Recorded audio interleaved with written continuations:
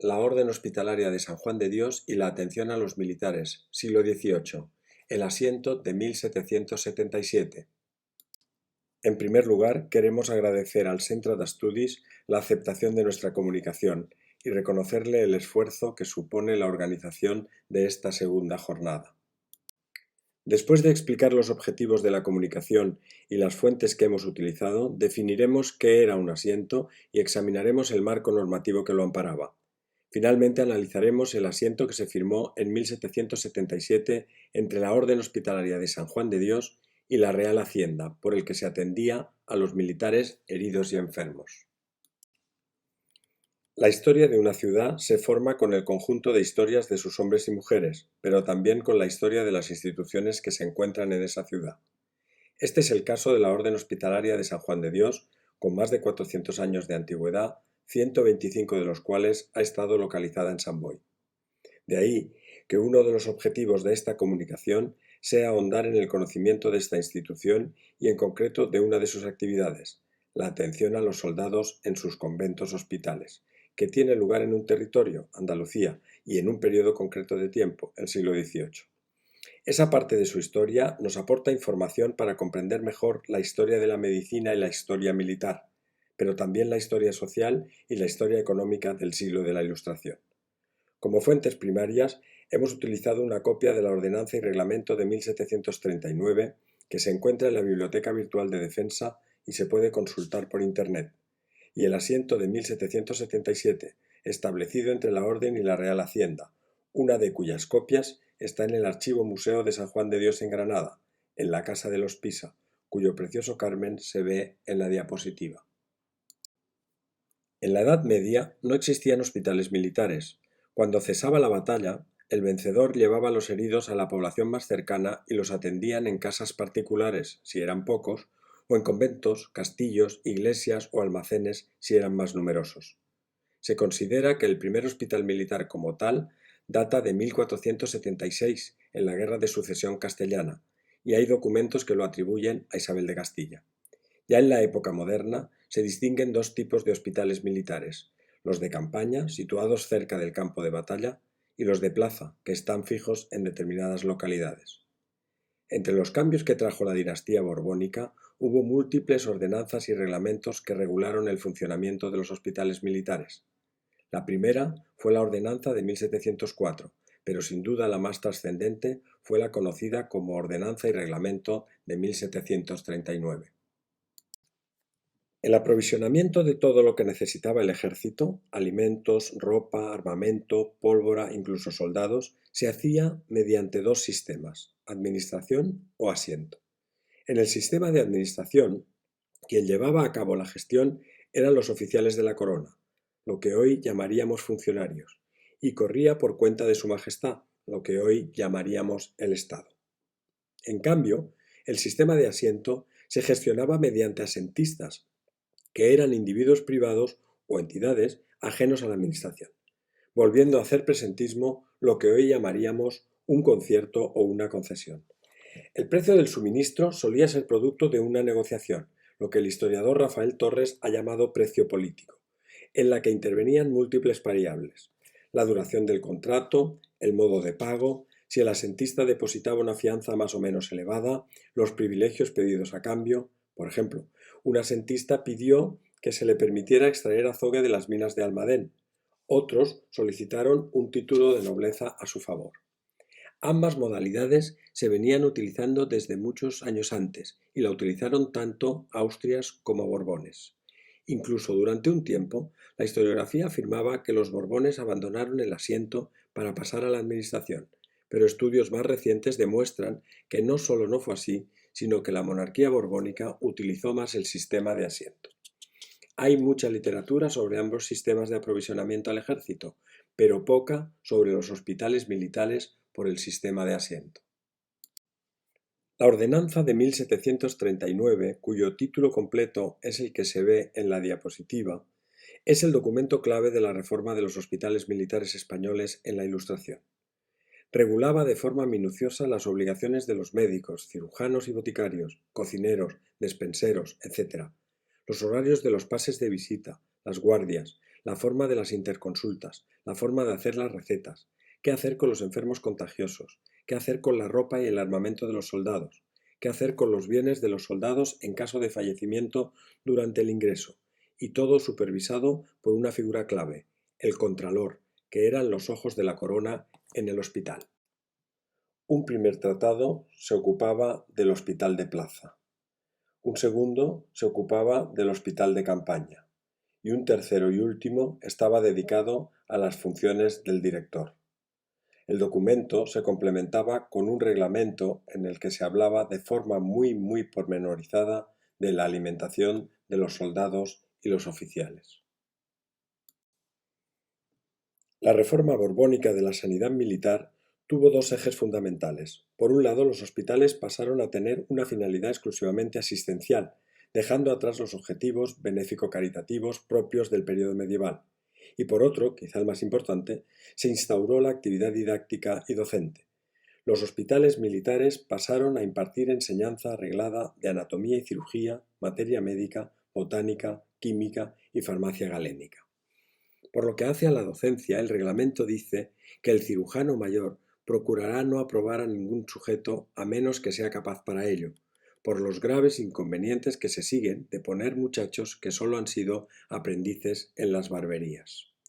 El cirujano mayor deberá hacer todos los años un curso de operaciones de cirugía y otro de disecciones anatómicas en los cadáveres que murieran en el hospital. De noviembre a marzo, cada semana en este tiempo, 2 operaciones de cirugía y 2 disecciones anatómicas explicándolas a los practicantes de cirugía.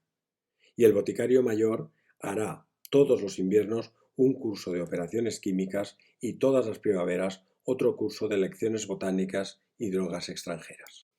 En Andalucía había 3 tipos de hospitales desde el punto de vista de la gestión y su relación con el ejército.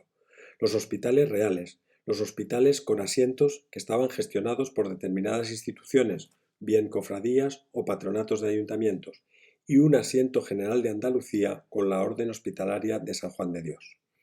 El asiento de 1777 era la renovación de otros asientos anteriores con algunas modificaciones. Consta de un preámbulo y 18 artículos. El título completo es el que aparece en la diapositiva. Por parte de la Corona lo firma el oficial mayor de la Contaduría Principal del Ejército y por la orden lo hace el prior del convento de Nuestra Señora de la Paz de Sevilla, en nombre también de los priores de los conventos que se hallan en los 4 reinos de Andalucía, Jaén, Córdoba, Sevilla y Granada, y el de La Mancha. Esto supone una novedad respecto a asientos anteriores. La firma es del 30 de abril de 1777. En el primer artículo se hace una relación de todos los hospitales que abarcaba el asiento, así como del número de camas de cada uno. Son 35 hospitales y un total de 802 camas, destacando los hospitales del Puerto, de Jerez y de Sanlúcar con 100 camas cada uno. El resto están todos por debajo de las 30 camas. A dichos hospitales podían acudir oficiales y soldados de las guarniciones de las ciudades, de destacamentos sueltos, tropas transeúntes, individuos de artillería, de marina o inválidos de todas clases. Los militares no podían ser llevados a otros hospitales, excepto en Sevilla, que podían ir al Hospital del Cardenal. No obstante, si los jefes de los regimientos estaban descontentos del trato, podían quejarse a la orden, y si no eran atendidos adecuadamente, entonces sí podían llevarlos donde quisieran. La Real Hacienda pagaba por cada día de estancia de un oficial 6 reales y cuartillo, y por el soldado 4 reales y cuartillo. Entre las obligaciones de la orden estaba la de la alimentación, que debía seguir la ordenanza de 1739 y proveer las raciones, dietas simples y rigurosas, panatelas y arroces que por los médicos fueran recetados. También corría por cuenta del asentista las camas y especificaba cómo habían de estar equipadas. La del oficial debía tener 2 colchones, un jergón, 2 sábanas, una almohada y una manta. Las de los soldados, un solo colchón con 24 libras de lana, un travesero con 5 libras de lana, un jergón de paja, 2 sábanas de lienzo y una manta de lana, sobre tablas y bancos sueltos de 9 cuartas de largo y 5 de ancho, de donde podríamos deducir cuál era la estatura media de los soldados. También era responsabilidad del asentista la custodia de la ropa y el armamento de los soldados ingresados. Se evidencia en el contrato el gran temor a las epidemias y una cierta medicina preventiva, cuando redacta que, en caso de que ingresaren enfermos militares con enfermedades contagiosas, han de ponerse en parajes separados para su curación, a fin de que no perjudique a los demás enfermos. En la misma línea se exige que se ha de lavar con frecuencia la ropa blanca del servicio de camas de los enfermos y mudarlas cada 15 días, renovando cada 6 meses los colchones, los traveseros, los jergones y cuidando asimismo de estañar cada 4 meses las marmitas, las cacerolas y los vasos de cobre. El asentista contemplaba que si había de poner soldados porque hubiera riesgo de fugas, el ejército proporcionaría estos soldados, evidencia de que las deserciones no debían ser pocas. Al igual que en muchos de los asientos firmados en la época, el asentista, en este caso la orden hospitalaria, tenía algunos privilegios, por ejemplo en el pago de los peajes de los productos que compraban para el hospital o en el propio precio del transporte. No tenían, en cambio, privilegio alguno para cortar leña de bosques comunales o para usar los pastos para el ganado. Los enfermos que necesitaban recibir unciones, que era el tratamiento que recibían los afectos de sífilis, debían ser tratados en el Hospital de Medina Sidonia, también gestionado por la Orden de San Juan de Dios. El tratamiento era muy laborioso y se pagaba por ellos la misma cantidad por día de estancia, pero con una gratificación extra cuando recibían el alta tras la curación. La contrata tenía una duración de 5 años, de enero de 1777 a diciembre de 1781. El pago de las estancias se dice que se haría de forma mensual tras la presentación de los justificantes que debían ir firmados por el comisario ordenador o comisario de guerra. Se hace constar en el asiento que los conventos hipotecan sus rentas y haberes para la responsabilidad del desempeño de la obligación constituida, es decir, como pago de la fianza. En lo referente a la alimentación, el asiento debía ceñirse estrictamente al reglamento de 1739, que, como se ve en la diapositiva, detallaba exactamente qué debía contener la ración de un oficial y la ración de un soldado. Ambas eran diferentes, y no solo en la cantidad, sino que debían incluso prepararse en ollas distintas. Concluimos afirmando que la historia de una ciudad la forma también la historia de las instituciones que hay en ella. Es el caso de la Orden Hospitalaria de San Juan de Dios, con más de 400 años de historia, y de ellos 125 en San Boi.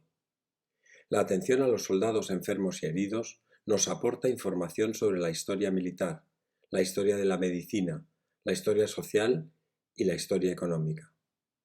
Desde el punto de vista de la gestión, existían 2 tipos de hospitales: los hospitales reales, financiados por la Hacienda Real, y los hospitales gestionados mediante asiento por privados, patronatos, cofradías u órdenes religiosas. En el conjunto del siglo XVIII, la monarquía borbónica empleó como sistema principal para conseguir los suministros militares, también los hospitales, el sistema de asiento, pese a que teóricamente era contraria a esa práctica. La Ordenanza y Reglamento de 1739 fue el marco por el que se regían todos los asientos de hospitales. Regulaba las funciones de todos los empleados. Estaban regulados también los horarios, las dietas, el vestuario, las velas, la leña. El asiento de 1777 nos permite conocer los hospitales de la Orden en Andalucía y La Mancha, también el número de camas. Los militares enfermos afectos de sífilis eran atendidos en un centro monográfico, el Hospital de Medina Sidonia. Existía una clara diferencia entre los soldados y los oficiales, tanto en el precio de la estancia como en las dietas y en la ropa de las camas. El número de deserciones de militares ingresados no debía ser despreciable. La aportación de los hospitales militares al desarrollo de la medicina fue muy importante. Es cierto que gozaron de una mayor financiación que el resto de los hospitales. El hecho de que los asientos entre la Orden Hospitalaria de San Juan de Dios y la Real Hacienda se renovaran durante muchos años nos lleva a considerar que se desarrollaba una buena asistencia, pues existían numerosos controles e inspecciones para garantizarla.